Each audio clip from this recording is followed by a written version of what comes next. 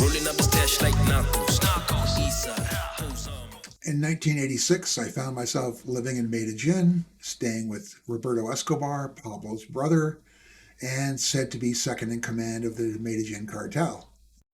I wasn't really sure why I was there or what I was doing or how long I was going to stay. He just seemed to like having me around. So, what did we do all the time, all day long? I was staying at his house. We, every day or two, went to the office, the headquarters of the cartel in Envigado. They'd have various meetings, do different things. We'd run errands. We'd drop people off at the airport, pick them up. I was just part of his entourage. I traveled in the SUV he was in, and everywhere Roberto went, I went. And this went on, In the evenings, we went out for dinners or went out partying somewhere. Spent a few nights at the Monaco condominium apartment penthouse that they owned. Weekends, we went to Roberto's finca in Manizales. It was a great life. But then again, I had no idea how long they expected me to stay there and what plans they had for me. I just knew that they wanted me there and they had big ideas of what I'd be doing for them. I even started to wonder, hey, what the hell is my actual status? Am I an honored guest to the cartel? Am I an associate? Am I a member? Am I an employee? Heck, am I a hostage? I don't know. So, come December, I say to Roberto, hey, Christmas is coming up. What's the plan? And he looks at me and he says, well, I guess you want to go home for Christmas. And I said, yeah, would love to see the family. Haven't seen them in a long time. Would be nice. And he looked at me and he said, okay, gringo, you want to go back? Tell you what, I'll send you to Miami, but you're going to go with suitcases. And I said, no, that's not what I do. I'm not going to travel with suitcases. So, what were suitcases? Let me tell you.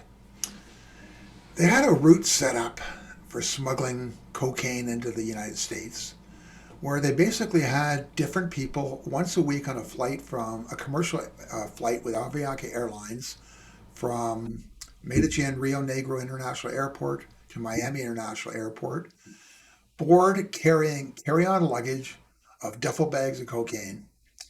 They carried it on as luggage. They got onto the plane just fine, and as far as I knew, they got off on the other side just as well. Didn't know what was the workings were. I didn't know what the workings were or what the details were, but it was happening every week. So I'm looking at Roberto and saying, that's just not something I feel like doing. And he says to me, listen, this route is so safe, I would send my mother that way. I would send my sister that way. As a matter of fact, when you go, what I'm going to do is I'm going to send my wife's brother with you. And believe me, if he gets into trouble, I'm in trouble. So it's as safe as you're going to get. And I go, well, and he says, look, you want pocket money? I'm going to give you $10,000 for this. Your trip to Miami, spend time with your family, buy them presents, have a good time, come back here afterwards. So I said, okay. So a couple of days later, we all head out to the airport, Rio Negro International Airport in Medellin. The whole crew comes along, and I'm traveling with El Gato, Roberto's younger brother-in-law. We get to the airport. There's a van waiting for us there. We go over to the van, and they give us two, not one, but two each, duffel bags. Each duffel bag is 25 kilos, 50 pounds. You put one on one shoulder, one on the other. You got two duffel bags, basically 100 pounds you're carrying, and you've got 50 kilos of cocaine. All of a sudden, the entourage comes, and you're just a whole group of you. You just walk into the airport, go up to the security clearance. There's a few words with a couple of people there in Spanish, and we all walk through. The guys come with me too. Roberto comes with us right through security. Get to the boarding gate. They board us early. We get onto the plane, and as we're going down these narrow aisles, okay, we come to the seats we've been assigned, and we put one bag each up in the overhead luggage, and it's just crammed in there. We take the other bag and put it under our feet. And we got our feet up like that, and we're traveling. Other passengers just seem to be ignoring us, not even noticing what we're doing. As we're flying along, I remember looking out of the window when we were passing Cuba and the Bahamas. I could see the lights. I thought to myself, this is insane.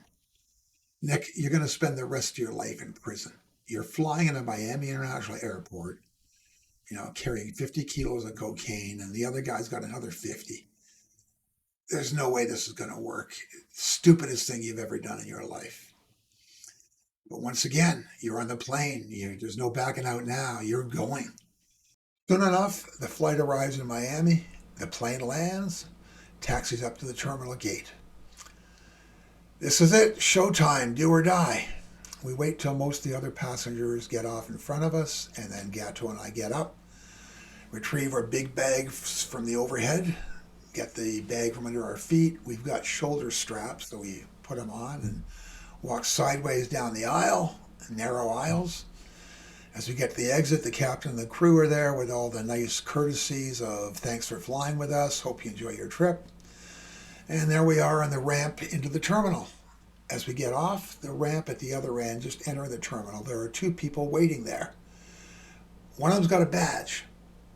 I thought for sure we were going to be arrested, but this guy spoke Spanish to Gato, and Gato just says to me, follow us. And we just go walking through the crowd. There's lots of people there waiting for their luggage. We go over to the side. There's a doorway. He pulls out his key, opens the door, opens it. The four of us go in.